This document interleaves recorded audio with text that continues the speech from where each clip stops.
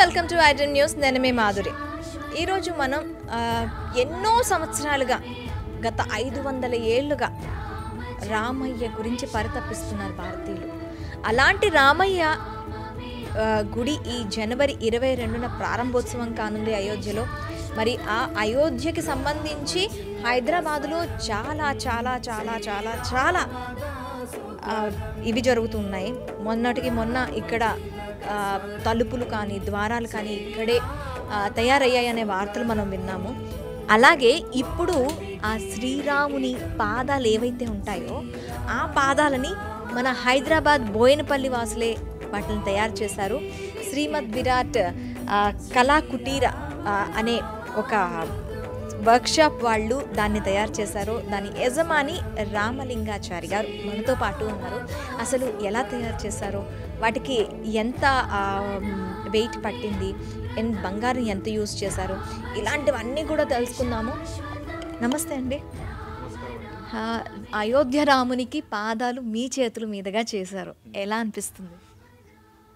చెప్పుకోలేనంత ఆనందం అది. మనసు నిమ్మలం ఉన్నది, ప్రశాంతంగా ఉన్నది. అది మాటలలో చెప్పాలంటే ఒక పదాలుగా సరిపోలేము అన్నంత ఆనందం మనకు. ఇప్పుడు రామ పాదాలు ఉన్నాయి కదా, ఇప్పుడు అవి ఎవరైనా అంటే గుడి నుంచి మీకు ఏమైనా ఆర్డర్ వచ్చిందా, లేకపోతే దాని గురించి మీ వరకు రావడానికి, పాదాలు మీ వరకు చేయటానికి రావటానికి ఏది కృషి చేసిందంటారు? ఈ పాదాలు ఆర్డరు మేము తయారు చేయడానికి మాకు వచ్చిన అవకాశం ఏంటంటే అయోధ్య భాగ్యనగర్ సీతారామ ఫౌండేషన్. అంటే ఇది ఒక సంస్థ. వాళ్ళు ఈ సంస్థ నడిపించేవాళ్ళు, అంటే స్వామివారికి సేవ చేసుకునే వాళ్ళు. వీళ్ళు హైదరాబాద్ వీళ్ళది. వీళ్ళు మేము చేసిన వేరే దేవాలయాల్లో మా పనితనం అనేది చూసిన తర్వాత పక్కడున్న పని అనేది వాళ్ళకు ఐటమ్ ఆ వస్తువుల వాళ్ళకు నచ్చినప్పుడు, ఆ విషయం మొత్తం తెలిసినప్పుడు వాళ్ళు మనకు ఫోన్ చేసి మా దగ్గరకు వచ్చి ఇట్లా అయోధ్య రాముల వారికి పాదుకలు కావాల్సి వస్తుంది, మరి దీన్ని మీరు తయారు చేసేయాలని చెప్పేసి ఆయన శ్రీనివాస్ శర్మ ఆయన మమ్మల్ని అడిగిండు. అడిగితే సరే చేసిస్తామని మేము అక్టోబర్లో మాట్లాడుకున్నది ఈ విషయము. మామూలుగా అంటే ఇంత పనితనం ఉన్న పాదుకలు కాదు, ఇంత వెయిట్ ఉన్నది కాదు. రాగి రేకుతోన అప్పుడు తయారు చేసి పాదయాత్రకు అది శ్రీకాకుళం నుంచి బయలుదేరింది. అవి అప్పట్లో చేసింది ఇంత కాస్ట్లీ లేదు, ఇంత పనితనం కూడా లేదు అందులో. కానీ అది ఒక 1 వీక్లో, అంటే ఒక వారం రోజులలో తయారు చేసినాం. అది అక్టోబర్లోనే 28 తారీఖు నాడేమో శ్రీకాకుళం నుంచి బయలుదేరింది. అది దానికి ఎంత టైం పట్టింది? దానికి ఎంత రాగి యూజ్ చేశారు?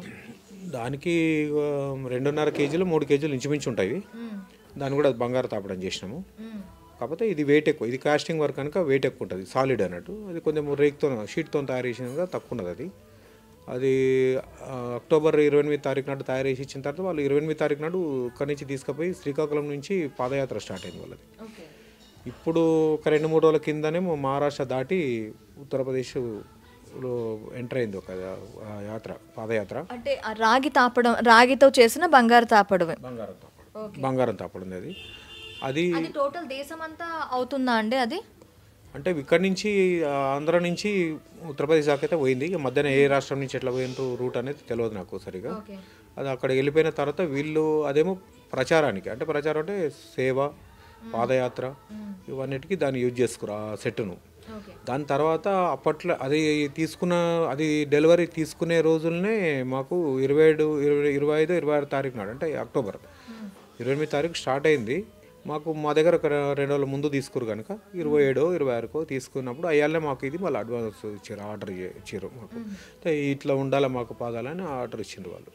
ఆర్డర్ ఇచ్చిన తర్వాత అక్టోబర్ 26, 27 తేదీలు టైంలో ఇచ్చిన తర్వాత దీన్ని ఇచ్చిండు కరెక్టే, కానీ మరి దాన్ని ఏ పద్ధతిలో చేయాలి, ఏ కొలతల ప్రకారం ఉండాలి, దాని మీద డ్రాయింగ్ బొమ్మలు ఏమేమి ఉండాలి, అది ఎంత ఎత్తు మీద ఉండాలి, దానికి స్టోన్స్ ఏ కలర్లో పెట్టాలి, తర్వాత అది ఎంబోజింగ్ వర్క్లో ఎట్లా ఉండాలి, ప్రతిదీ డీటెయిల్స్గా ఉండాలని చెప్పేసి మా దగ్గర వర్క్కు సంబంధించినవి, శిలా విగ్రహాలకు సంబంధించింది కానీ, దేవస్థానం స్ట్రక్చర్ సంబంధించిన కానీ తమిళ్ బుక్కులు, అంటే మన తెలుగులో లేవు అవి బుక్కులు, కొన్నే ఉన్నాయి, 2-3 ఉన్నాయి. తమిళ్ బుక్కులు మా దగ్గర ఉన్నాయన్నమాట. ఎందుకంటే ఈ కళకు సంబంధించిన మ్యాటర్ మొత్తము పుట్టినిల్లు తమిళనాడు. కాబట్టి మేము ఛానళ్ళ నుంచి కూడా మేము ప్రతి వస్తువును కూడా తమిళనాడు వస్తువును బాగా అబ్జర్వ్ చేసాం, అంటే బాగా గమనిస్తాం దాన్ని. ఇప్పుడు ఈ వస్తువు ఇంత అందంగా కనబడుతుంది, న్యాచురల్గా కనబడుతుంది, అంటే దీంట్లో ఏంది డిఫరెంట్ ఉంది, మనం చేసిన దానికి దీనికి ఏముంటుంది అనేది బాగా గమనించినప్పుడు దాంట్లో ఏమైతే అంటే కొన్ని కొలతలు ఉంటాయి. పీఠము, కంఠము, పాదము, పద్మపీఠము, తర్వాత చౌకపీఠం అనేవన్నీ కొలతలు ఉంటాయి అన్నమాట. ఆ కొలతల ప్రకారం అంటే ఆ వస్తువుల వాళ్ళని మేము గమనించేది, ఈ వస్తువుల హైట్ ఎంత ఉంది, హైట్లో డివైడెడ్ బై ఎన్ని పాదాలు పెట్టిండు, ఎన్ని స్టెప్ బై స్టెప్లు, అంటే వర్గాలు ఎన్ని ఉన్నాయి, ఏ వర్గం ఎంత ఎత్తులు ఉంది అని ఇవన్నీ కొలతల ప్రకారంగా జరుగుతుంది. ఇప్పుడు విగ్రహాలు చేస్తే కూడా కొలతలే ఉంటాయి దానికన్నీ. అంటే ఇప్పుడు మీరు పాదాలు చేశారు కదా, ఈ పాదాలు ఇప్పుడు రాముడి మరి విగ్రహం ఉంటుంది కదా, దానికి దీనికి డైమెన్షనల్గా తీసుకుంటారా, లేదా పాదాలు డైమెన్షన్లో, విగ్రహం డైమెన్షన్లో ఉంటుందా? ఇది అక్కడ ప్రతిష్టాపన చేసే విగ్రహానికి శిలా విగ్రహము, ఆ శిలా విగ్రహానికి సంబంధించిన పాదుకలు కావు. ఇవి కావంటే దానికి మ్యాచ్ అయ్యేటట్టు, దాన్ని కూర్చునేటట్టు దాని కొలతలు ఉండవు. ఇది పాదుకలు, ఇది పూజ చేసుకునేది. స్వామివారికి చిన్న పాదాలు పెడితే రాముల వారికి సెట్ కాదు. పెద్ద పాదుకలు అంటే తక్కువలో మనము 12.5 అంగుళాలు పొడవు, 5.5 అంగుళాలు వెడల్పు, అది సైజు నిర్ణయం చేసుకున్న తర్వాత ఈ మా దగ్గర ఉన్న శిల్పశాస్త్ర గ్రంథాలు ఏదైతే ఉన్నాయో, పాతవి ఉన్నాయో, అందులో మేము కొన్ని ఐటమ్స్ అలా చూసుకున్న తర్వాత దాని మీద డ్రాయింగ్, అంటే బొమ్మలు ఏముండాలి, ఎట్లుండాలి అనేది దాని గురించి ఆలోచన చేసి దాని మీద సూర్యచంద్రులు, శంకు చక్రము, ఏనుగు, ఆవు, తర్వాత విల్లు, ఒక కత్తి, ఒక అంకుశం, తర్వాత పద్మాలు, తర్వాత కలశం, అన్నీ మీరు చెప్పినవన్నీ కూడాను విష్ణుమూర్తికి సంబంధించినవి. అంటే మరి రాముల వారు కూడా విష్ణు సంప్రదాయము, తర్వాత వచ్చేసి ఆయన వర్గానికి సంబంధించిన ఉన్నది కనుక మనం అవే వాడవలసి వస్తుంది. శివ సాంప్రదాయానికి వచ్చేటి వాడటానికి కొన్ని వీలు పడదు. శివ సాంప్రదాయంలో ఉన్న ఐటమ్స్ కూడా విష్ణు సాంప్రదాయంలో ఉంటాయి, విష్ణు సాంప్రదాయంలో కూడా శివ సాంప్రదాయంలో ఉంటాయి. ఇప్పుడు శివుడికి నాగపడిగా, అంటే మన సర్పము ఆభరణంగా ఉంటుంది. అదే సర్పము విష్ణుమూర్తికి శేషపాంపు కూడా ఉంటుంది. అంటే రెండిట్లలో కూడా కలిసి ఉంటాయి, అట్లా ఇబ్బంది ఏమి ఉండదు. అయితే దీంట్లో మనకు కావాల్సిన ఈ దశావతారాలు ఉన్నది కూడా తీసేసుకొని ఇదంతా డ్రాయింగ్ పేపర్ మీద కంప్లీట్ చేసిన తర్వాత ఇది మనం ఈ ఫౌండేషన్ వాళ్ళకి పంపించినాం. సార్ మరి ఇట్లా చేసినాము, దీన్ని మరి ఎట్లా ఉంది చూసుకుంటారా ఒకసారి అని అడిగినాం. అంటే సరే ఇది ఓకే, అంత బాగుంది, కొలతలు కూడా కరెక్టే ఉన్నాయి, దీన్ని మీరు వర్క్ స్టార్ట్ చేసుకోండి అని. అప్పటికే మాకు 1 నెల దాటిపోయింది అది.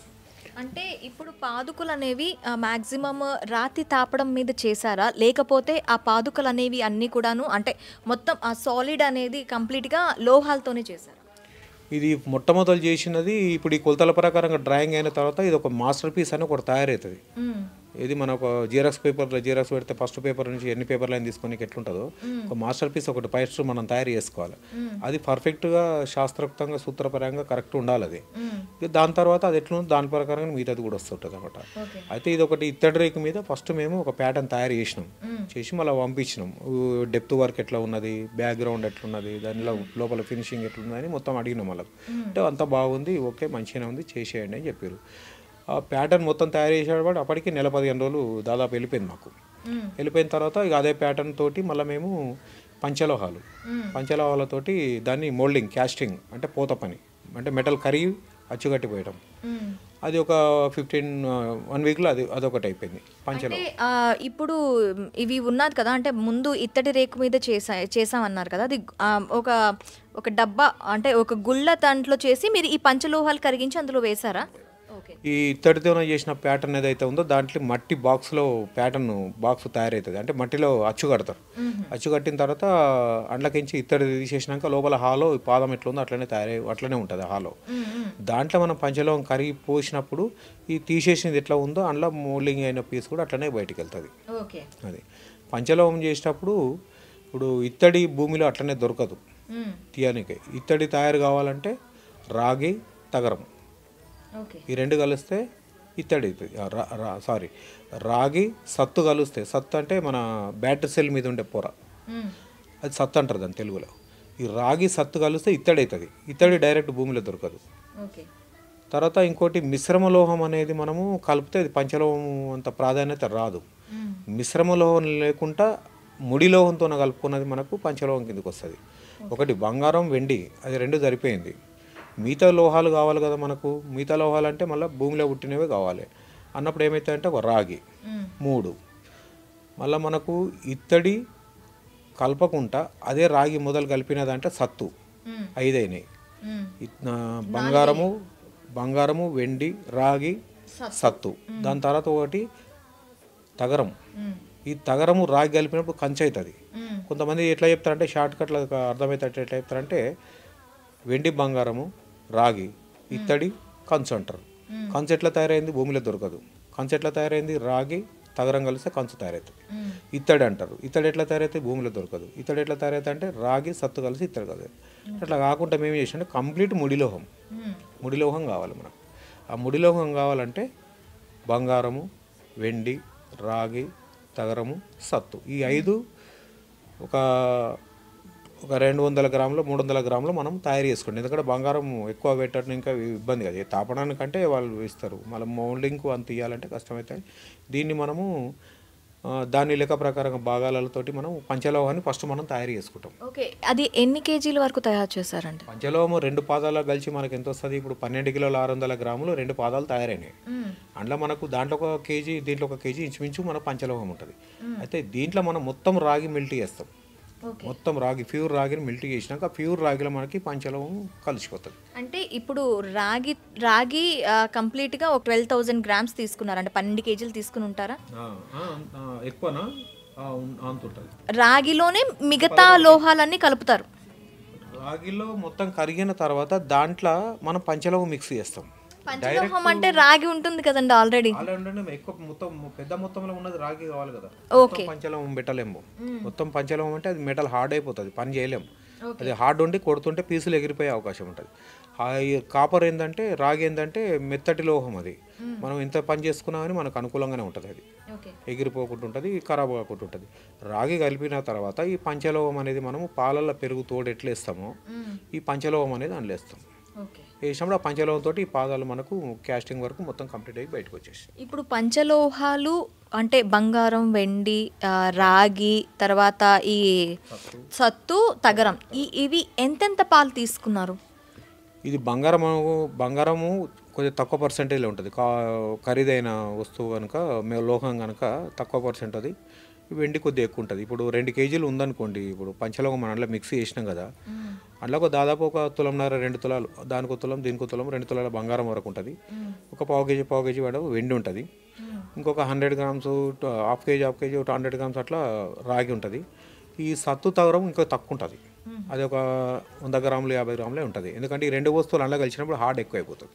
మిగతా అన్నీ మెత్తగానే ఉంటాయి. ఈ 2 కలిసినప్పుడు హార్డ్ అయిపోతుంది. ఈ 2 కలిపినాక ఇది తీసి మనం అందులో కలిపినప్పుడు దానికి 1 కిలో దీనికి 1 కిలో అట్లా కలిసి వస్తుంది. దాని పంచలోహం. ఇప్పుడు ఈ పాదుకలు తయారు చేయడానికి మీకు ఎంత టైం పట్టింది? అంటే ఈ పాదాలు తయారు చేయడానికి ఎంత టైం పట్టింది? ఇప్పుడు కంప్లీట్ తయారయ్యి అయోధ్యకు పోయిన పాదాలు తయారు చేయడానికి 20 నుంచి 25 రోజులు పట్టింది. అయితే అంతకుముందుకు దాని గురించి మనము మాస్టర్ పీస్ తయారు చేసుకోవడానికి మనకు అది 1 నెల 15 రోజులు పట్టింది. అంటే టోటల్గా మాస్టర్ పీస్ కాకుండా ఇవి చేయడానికి దగ్గర 2 నెలలు టైం పట్టింది. అక్కడి నుంచి ఇప్పటి వరకు మనకు 2 నెలలు పట్టింది. 2 నెలలు ఇది పట్టింది. ఎంతమంది కళాకారులు దీంట్లో పాల్గొన్నారు? దీంట్లో మాస్టర్ వర్కర్గా అయితే మొత్తం మేము చేసుకుందే. ఇంక ఇట్లా మా షాప్లో ఉన్న మా వర్కర్స్ మా కళాకారులు మా చేతి దగ్గర ఉండేవాళ్ళు అందరం కలిసి ఒక 6 మంది దాకా ఉంటారు. పాలిష్ కంప్లీట్ అయిపోయే వరకు కూడా. ఇది గోల్డ్ బంగారం ఎక్కించారు. ఈ పంచలోహంతో తయారైన తర్వాత అది క్యాస్టింగ్లో అంత ఫినిషింగ్ ఉండదు, ముద్ద ఉంటుంది. అది దాన్ని ఎక్కడెక్కడ చెక్కాలి, ఎక్కడెక్కడ స్మూత్గా కొట్టాలి లెవెల్గా మూలలతోటి సుత్తతోటి. దాని తర్వాత వచ్చేసి ఎక్కడెక్కడైతే మనము ఆఖరైతో అంటే ఫైల్ ఎక్కడెక్కడ చేయాలి, ఫైలింగ్ చేయాలి, ఫినిషింగ్ ఎక్కడ చేయాలి, ఇదంతా ఒక్కొక్కటి రకరకాల ఒక దగ్గర 200-300 టూల్స్ ఉంటాయి. అవి ఆ టూల్స్ తోటి మొత్తం మెల్లమెల్ల చెక్కుకుంటూ వచ్చేసి మనకు కావాల్సినంత షేప్లోకి వచ్చినంత వరకు పని చేయవలసి వస్తుంది. అంతా కంప్లీట్ అయిపోయిన తర్వాత ఈ ఐటమ్ను మనము పాత రసంతో మెర్కురీ అంటారు ఇంగ్లీష్లో, ఆ పాతరసంతో ఈ బంగారం వీళ్ళు దాతలు ఎవరైతే ఇచ్చిన బంగారం ఉన్నదో ఆ బంగారాన్ని పత్తులాగా పన్ని కొడతారు. పన్ని అంటే మళ్ళీ దాని మీద బంగారు తాపడం చేశారా? పంచలోహం అయిపోయిన తర్వాత బంగారం, పంచలోహం అయిపోయిన తర్వాత దాని మీద మెర్కురీ అంటే పాతరసం, పాతరసం అయిన తర్వాత అప్పుడు దాని మీద పాతరసం మీదనే కంటిన్యూగా బంగారం అంటిస్తూనే ఉండాలి. బంగారం పొరలు పొరలు అంటియాలి దాన్ని. ఓకే, పాదరసం ఎందుకు సార్? పాతరసం పంచలోహాన్ని కానీ రాగి కానీ దేని పట్టుకోవాలి, బంగారం దేని పట్టుకోవాలని పంచలోహం పెడితేనే పట్టుకుంటుంది, లేకపోతే పట్టుకోదు. అది ఓకే, పెయింట్ ఖచ్చితంగా ఉండాలి, అది వాడాల్సి వస్తుంది. అది పెడితేనే ఉంటుంది, పట్టుకుంటుంది. ఇది ఈ పాతరసం బంగారాన్ని తినేసి దానికి అంటుకుంటుంది. అది అంటుకున్న తర్వాత అప్పుడు అల్యూమినియం మాదిరిగా తెల్లగా ఉంటుంది కలరు. దాన్ని మనము బ్లూ ల్యాంప్ పెట్టేసి బాగా హీట్ చేసినప్పుడు ఈ పాతరసం అనేది కాలిపోయి వెళ్ళిపోతుంది. వెళ్ళిపోయిన తర్వాత బంగారం దాన్ని పట్టుకుంటుంది. పట్టుకుంటుంది దాన్ని మళ్ళీ వన్నె పెట్టాలి, దాన్ని మళ్ళీ మెరుగు పెట్టాలి. దాన్ని ఆ మెరుగు పెట్టడానికి మళ్ళీ ఒక 2-3 రకాల ప్రాసెస్లు ఉంటాయి దానికి. అది అంతా కంప్లీట్ అయిపోయినాక అప్పుడు అమ్మవారికి, సీతమ్మవారికి మన బంగారు పథకము, ఆకుపచ్చ చింతాకు పథకం అంటారు కదా, మేము కూడా ఏం ఆలోచన చేసామంటే అమ్మవారికి అది ఉంది కనుక ఇక రాముల వారికి అంటే ఇక వేరే కలర్లో ఏమున్నాయి కానీ అమ్మవారికి అయితే చింతాకు పథకం అంటే ఎల్లో గ్రీన్ కలర్లోనే ఉంటే బాగుంటుంది అనే ఆలోచనతో దాన్ని చెన్నై నుంచి 2 స్టోన్స్ తెప్పించినాం. తెప్పించి ఆ స్టోన్సే ఈ పాదాలకు బిగించినాం. అంటే ఆ గ్రీన్ కలర్లో ఉన్న స్టోన్సే పాదాలకు పెట్టినాం. పాదాలకి కాళ్ళ మధ్యన ఏళ్ళ మధ్యన ఉండే బొట్టే ఉంటుంది ఒకటి పీఠం, ఆ పీఠానికి దానిపైన పెట్టినాం అన్నమాట. ఓకే, ఇప్పుడు బంగారు తాపడం చేశారన్నారు కదా, ఆ బంగారం ఎంతవరకు పెట్టారు? ఇంట్లో బంగారము జోకలేదు మేము. అయితే వాళ్ళు మనకు వాళ్ళ ట్రస్ట్ వాళ్ళకు కొంతమంది దాతలు ఇట్లా పేమెంచి కూడా తీసి కొన్ని ఐటమ్స్ ఇచ్చినవి ఉన్నాయి. కొంతమంది గ్రాము, 2 గ్రాములు, 3 గ్రాములు, 1 గ్రాము ఇచ్చిన వాళ్ళు కూడా ఉన్నారు. అట్లాంటి బంగారం అంతా వాళ్ళు పట్టుకొచ్చిండ్రు. అంతా కలిపి ఒక దగ్గర మెల్ట్ చేసినాక దాన్ని ఒక దగ్గర బెల్ట్ లేక తయారు చేసుకొని ఒక రిబన్ లేక మిషన్లో తీసి దాన్ని మొత్తము పన్ని కొడతారు. పన్ని అంటే ఏంటిదంటే మనం తినే లడ్డు ఉంటుంది కదా స్వీటు, ఆ స్వీట్ మీద తెల్లగా అంటిస్తారు కదా పన్ని అంటే అది వెండిది వాడతారు మన వాళ్ళు. అయితే అటువంటిది ఇది బంగారుది అనమాట. ఆ బంగారుది మనం ఈ పాదుకల మీద పాతరసం పెట్టిన తర్వాత ఎంబడేది పెట్టేస్తే అది తినేసి దాన్ని పట్టుకుంటుంది. అది చాలా పతలా ఉంటుంది. ఇప్పుడు చేయి పెడితే మన చేయికి అంటుకుంటుంది అది, కానీ చేతికి రాదు, అంత పతలా అయిపోతుంది. అంత పతలా ఉంటేనే, అంత పతలా థిక్నెస్ తక్కువ ఉంటేనే ఈ పాతరసం దాన్ని కరిగించగలుగుతుంది. ఎందుకంటే మనము కొలిమి పెట్టి మూస పెట్టి బట్టి పెట్టి కరిగించలేదు కాదు కదా. ఆ మెటల్ తోటి ఈ మెటల్ కరగాలంటే దాని తగ్గట్టు ఇదంతా పతలా ఉండాల్సి వస్తుంది. అంత పతలా ఉంటుంది. మీకు ట్రస్ట్ వాళ్ళు వేరే వేరే టెంపుల్స్ దగ్గర నుంచి చూసి మీకు ఈ అవకాశం కల్పించారని చెప్పారు కదా, ఏ టెంపుల్కి సంబంధించి మీ వర్క్స్ ఎక్కువగా చేశారు? చూసింది ఇక్కడ కొండాపూర్ సైడు, అక్కడ వెంకటేశ్వర స్వామి టెంపుల్ ఒకటి, మళ్ళీ తర్వాత వచ్చేసి భద్రాద్రి రామాలయం టెంపుల్ ఒకటి. అంటే అక్కడ పేరే భద్రాద్రి రామాలయం అంటారు దాన్ని. అమ్మవారు రాముల వారి మీద కూర్చుంటుంది ఆ టెంపుల్లో. అక్కడ సైడ్ మేము చేసిన దేవాలయాలు ఎక్కువ ఉన్నాయి. అక్కడ చూసి మాకు ఆర్డర్ మా దగ్గరకు వచ్చిన వాళ్ళు. ఇంకొకటి కూడా విన్నాము, యాదగిరి గుట్టకి సంబంధించి కూడాను మీరే వర్క్ చేశారని విన్నాం. మేము 2012 మార్చిలో యాదగిరిగుట్ట లక్ష్మీనరసింహస్వామి దేవాలయంలో పాత విగ్రహాలు ఉండేవి. అయితే అది కొద్దిగా భిన్నమైన ఒకటి. నెక్స్ట్ ఇంకోటి వచ్చేసి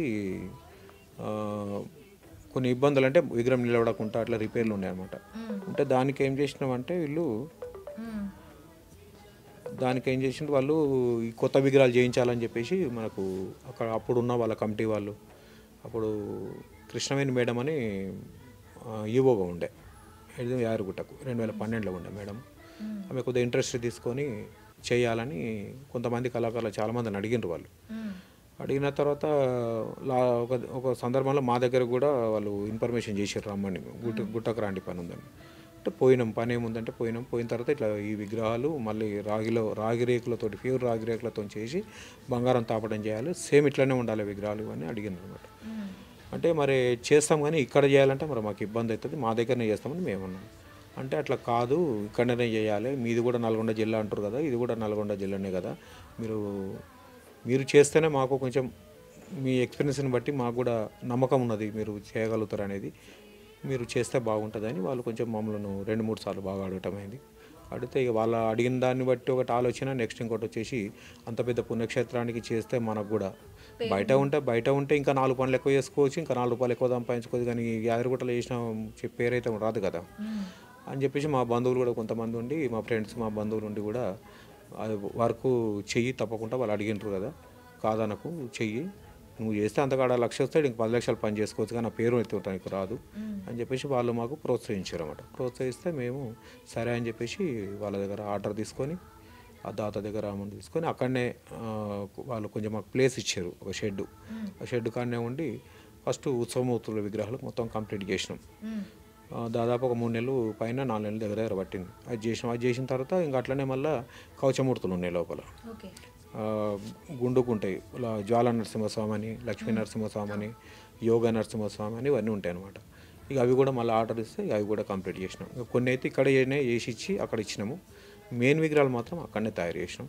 అంతా తయారైన తర్వాత కూడా వాళ్ళు బంగారం తెచ్చిస్తే ఆడనే ఉండి మొత్తం బంగారం ఎక్కిచ్చేసి కంప్లీట్ చేసి ఇచ్చేసినాం.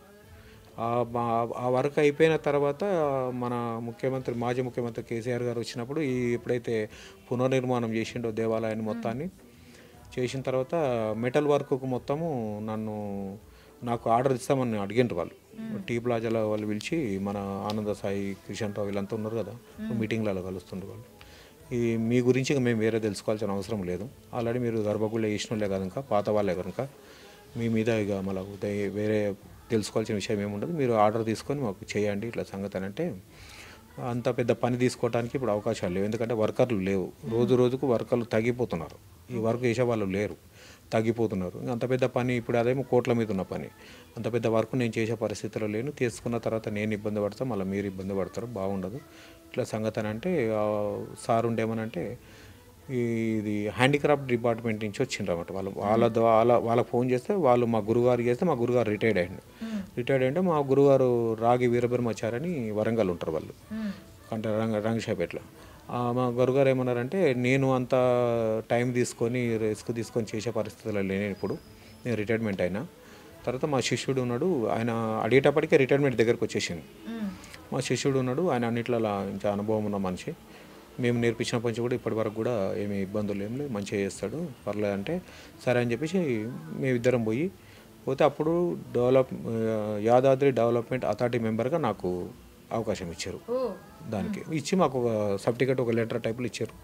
మేము అప్పుడు మీటింగ్లో పోయి మన ఇంటిది టెండర్ల మీద ఎంత కాస్ట్ పడుతుంది ఈ వర్క్కు, వాళ్ళు వేసిన టెండర్ మీద మనం ఎంతవరకు అయితే ఇవ్వచ్చు, అక్కడ పనులకు లాస్ కాకుండా ఇక్కడ దేవస్థానానికి లాస్ అదనంగా భారం పడకుండా దీనికి కరెక్ట్ ఎటువంటి పనితనం చేపియాలి, ఇలా దీనికి ఎంత రేటు ఇవ్వాలి, ఇలా ఏ మెటల్ మనం కరెక్ట్ యూజ్ చేపియాలి మనము అనేది ఆ వర్క్ డ్యూటీస్ అంతా నాకు బాధ్యత అయిపోయారు మన ఎవరు యాదాద్రి వాళ్ళు. లెక్క ప్రకారంగా మేము అవన్నీ ప్రతి మీటింగ్లో టెండర్లకు విషయం కానీ లేకపోతే వర్క్ ఎన్ఓసి ఇవ్వటం కానీ ఇవన్నీ మేము చూసుకొని మన ప్రతిష్టాపన కార్యక్రమం వరకు నేను ఆడ ఉండి చేసి ఇచ్చేసిన. ఇప్పుడు మరి 22న రామ జన్మభూమిలో అయోధ్య రాముని విగ్రహ ఆవిష్కరణ జరుగుతుంది, గుడి మళ్ళీ ప్రారంభం అవుతుంది, మరి వెళ్తున్నారా దానికి? అయితే ఈ పాదుకలు ఇచ్చేటప్పుడే చెప్పిండు, వీలైనంత వరకు మేము ఆహ్వానిస్తాము, మీరు రావాలి తప్పకుండా అని చెప్పిండు. కాకపోతే అక్కడ పరిస్థితులు ఇప్పుడు మనం పోయి అక్కడ 2 రోజులు కానీ 1 రోజు కానీ ఉండే పరిస్థితులు అయితే కనబడతలేవు.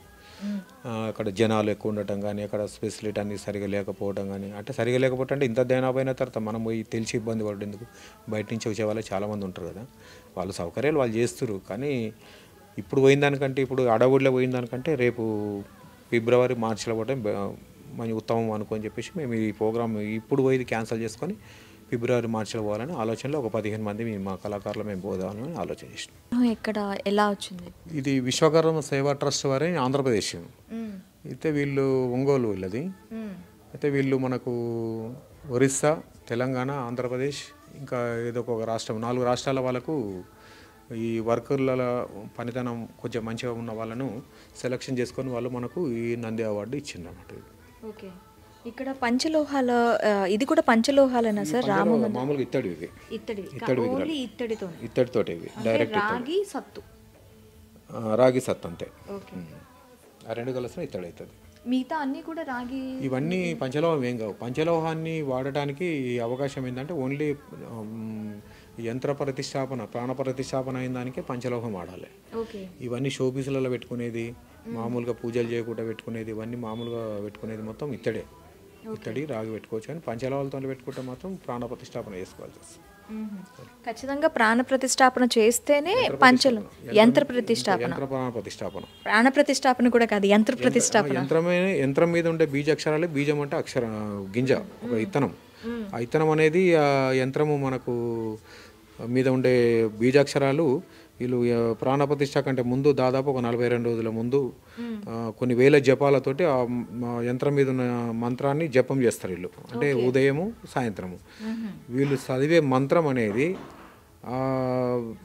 మన యంత్రాల మీద ఉన్న బీజాక్షరాలకు దాంట్లోకి శక్తి తీసుకొని ఆ నక్షత్ర బలానికి ఆ విగ్రహము, ఆ ఊరు పేరు, విగ్రహం పేరు, మెయిన్ టెంపుల్, ఆ ఊరు పేరు, తర్వాత వచ్చేసి ఆ నక్షత్రం, ఇవన్నిటికీ కుదరాలి.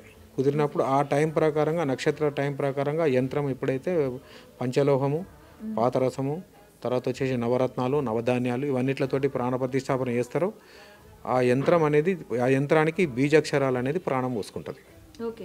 ఇది బీజం అంటే ఇత్తనం, అంటే ఆ ఇత్తనం మొలకెళ్ళింది అన్నట్లు లెక్క. అది మొలకెళ్ళింది అంటే ఆ యంత్ర ప్రతిష్టాపనకు కూడా ఇంత స్టోరీ ఉంటుందా సార్? యంత్ర ప్రతిష్టాపన కరెక్ట్ 100% న్యాచురల్గా ఉండాలనుకుంటే మాత్రం ఇవన్నీ చేయాల్సి వస్తుంది, తప్పకుండా చేయాల్సి వస్తుంది. ఇవన్నీ కరెక్ట్ చేస్తేనే ఇప్పుడు తిరుపతి వెంకటేశ్వర స్వామి అంత వైభవంగా వెలిగిపోతుందంటే ఈ పద్ధతి ప్రకారం ఉంది కనుక వెలిగిపోతుంది. అక్కడ ఉండేది శ్రీచక్రం కదా సార్? శ్రీచక్రం అమ్మవారిది, యంత్రము స్వామివారిది. అమ్మవారిది యంత్రం అనేది ప్రాణము, విగ్రహం అనేది దేహము. ఆ ప్రాణం ఉంటేనే దేహం పనిచేస్తుంది. ప్రాణం లేని దేహం ఏం చేస్తుంది? ఏం చేయదు. అట్లా అంటే అక్కడ ఉండే యంత్రానికి, దేవాలయంలో ఉండే యంత్రానికి అంతటి కనబడదు, విగ్రహం కింద ఉంటుంది. ప్రతిష్టాపన అయినాక ఫస్ట్ యంత్రాలు పెట్టేస్తారు. యంత్రాలు పెట్టేసినాక ముహూర్తానికి, కరెక్ట్ నక్షత్ర బలానికి ముహూర్తానికి యంత్రాలు పెట్టేసిన తర్వాత ఆ యంత్రం మీద ఈ విగ్రహం కూర్చోబెడతారు. ఇప్పుడు చాలా చోట్లలో మనకి విగ్రహాల ప్రతిష్టాపన అనేది జరుగుతూ ఉంటుంది. ఈ విగ్రహ ప్రతిష్టాపన జరుగుతున్న ప్రతి దీంట్లోని, ప్రతి టెంపుల్లో కూడాను ఈ యంత్ర ప్రతిష్టాపన అనేది జరుగుతూ ఉంటుందా? ప్రాణ ప్రతిష్టాపన అన్నప్పుడు యంత్రం తప్పకుండా ఉంటుంది. యంత్రం లేకుండా ప్రాణ ప్రతిష్టాపన ఉండదు. ఎందుకంటే కరెక్ట్ చేయాలంటే ఆ యంత్రానికి ఎన్ని వేల జపాలు అనేది ఉదయం సాయంత్రం అది జరిగిన తర్వాతనే లాస్ట్కు అప్పుడు ప్రాణ ప్రతిష్టాపన జరుగుతుంది. ఆ ప్రాణ ప్రతిష్టాపన జరుగుతూనే యంత్రము ప్రాణము, విగ్రహము దేహము. ఆ ప్రాణము ఈ దేహంకి వచ్చినప్పుడే అది మీ మన నమ్మకం, మన హిందువుల నమ్మకం ఏంటంటే స్వామివారికి నా కష్టాలు ఏదో చెప్పుకున్నా, అమ్మవారికి నా కష్టాలు ఏదో చెప్పుకున్నా, నా కోరికలు తీరాలంటారు. అక్కడ తెలంగాణలో అంటే రాయి అంటారు. అది రాయి కాదు, కింద ఎంత ప్రాణ ప్రతిష్టాపనతోనే, అంటే ప్రాణాన్ని నువ్వు ప్రతిష్టాపన చేసినప్పుడు అది రాయి ఎట్లయితుంది? రాయి కాదు, భగవంతుని రూపంలో దేవుడే. అది అంటే యంత్ర ప్రతిష్టాపన, ప్రాణ ప్రతిష్టాపన అంటే చాలా చిన్నగా ఆలోచిస్తారు, ఏదో ఉందిలే అని. ఆ యంత్రాన్ని ప్రతిష్ఠించడానికి కూడా ఎన్ని రోజులు పడుతుంది సార్? ఈ జపాలకు కానీ, ఈ మంత్రం ఆ యంత్రం తీసుకోవటానికి కానీ, ఆ బీజాక్షరాలు యాక్టివేట్ అవ్వడానికి కానీ ఎంత టైం పడుతుంది? ఫస్ట్ యంత్రం తయారు చేసుకోవాలి. యంత్రం తయారు చేయాలంటే, యంత్రాన్ని తయారు చేయడానికి ముందే ఉండాలంటే ఆ విగ్రహానికి అయ్యప్పనే ఉండనుకోండి, వెంకటేశ్వర స్వామి ఉండనుకోండి, ఇంకో వేరే విగ్రహాలు ఎవరు ఉన్నా కానీ ఆ విగ్రహానికి ఏ యంత్రం వస్తుంది, మ్యాటర్ ఏంటిది, దాని మీద బీజాక్షరాల మ్యాటర్ ఏంది. దాని తర్వాత వచ్చేసి ఆ బీజాక్షరాలు రాగి రేఖ, వెండి రేఖ, బంగారు రేఖ, పంచలోహమ, వీటి మీద ఈ యంత్రాలు మీద ఉన్న అక్షరాలు, బీజాక్షరాలు చెక్కాలి. అది చెక్కడం అంటే ఇప్పుడున్న కొత్త టెక్నాలజీ ఏంటంటే కెమికల్లో ఇచ్చింగ్ అవుతున్నాయి అక్షరాలు. అదేమవుతుందంటే ఇప్పుడు భిన్నమైనట్లు లెక్క, అంటే ఒక రేకు మీద పీస్ ఎగిరిపోతేనే కదా అక్షరం కనబడేది, అది భిన్నమైపోయినట్లు లెక్కకు వస్తుంది. అట్లా పూర్వకాలం ఎట్లుందంటే అక్షరాన్ని మొలతోటి, పొగరతోటి దింపాలి కిందికి, అంటే కొట్టుకుంటా ఆ గీత పడతట్టు, కాలువ పడతట్టు అక్షరాన్ని దింపాలి. అంటే అక్షరాల అచ్చుల్ని పట్టుకొని ఇంతకు ముందు చేసేవారా? మొదలు ఒక ఉక్కు రాడుతోటి అక్షరాన్ని రాసుకొని దాని మీద నుంచి మొలతో కిందికి దింపుతుండ్రి. ఇప్పుడు అంత ఓపిక లేదు, అంత పని చేసేటో లేరు కనుక డైరెక్ట్ ఎచ్చింగ్ చేస్తారు, అంటే కెమికల్ వేసేసి అక్షరాన్ని ఫిలిం పెట్టి బయటికి తీస్తారు అన్నమాట. దాని మీద వచ్చిన అక్షరాలు, బీజాక్షరాలు యంత్రం మొత్తం టోటల్గా తయారు అయిపోయిన తర్వాత ఆ యంత్రం మీద ఏం అక్షరాలు ఉన్నాయి, అది ఏ దేవునికి సంబంధించింది అనేది ఒక బుక్ ఉంటుంది. దీనికి మామూలుగా ఎవరంతా అలా పెట్టేది కాదు. మంచి దాని గురించి ఆలోచన, అవగాహన ఉన్నోళ్ళు యంత్ర సిద్ధి అనేది బుక్కులు ఇట్లా దొరుకుతాయి. దాని మీద గిన్ని వేల జపాలని ఒక లైన్స్ ఉంటాయి అన్నమాట. అది అన్ని వేల జపాలు ఉదయం సాయంత్రం చేయాలి. చేసిన తర్వాత లాస్ట్ టైంలోనే దాన్ని ప్రాణప్రతిష్ఠాపన ఇస్తారు. ఇన్ని వేల జపాలు అంటే దాని అర్థం ఏంటంటే ఒక తల్లి కడుపులో ఒక శిశువు పూర్తిగా తయారవుతున్నాడంటే 9 నెలలు పడుతుంది. అంటే ఇది కూడా 9 నెలలు ఉన్నట్టే లెక్క. పూజలు జపాలు అవుతున్నాయంటే 9 నెలలు తల్లికడుపులు ఉన్నట్టే లెక్క. దాని తర్వాత ఆ శిశువు ఎప్పుడైతే భూమి మీదకి వస్తున్నాడో ప్రాణంతో ఏడుస్తాడు. అంటే ఏడుస్తున్నాడే ప్రాణం ఉన్నట్టు లెక్క అనమాట. నేను బతికే పుట్టినా, నేను ప్రాణంతోనే పుట్టినా అన్నట్టు దానికి నిదర్శనం అది. అయితే ఆ యంత్రము ఆ శిశువు భూమి మీద పడ్డ టైము యంత్రం అనేది ఒకటే అనమాట.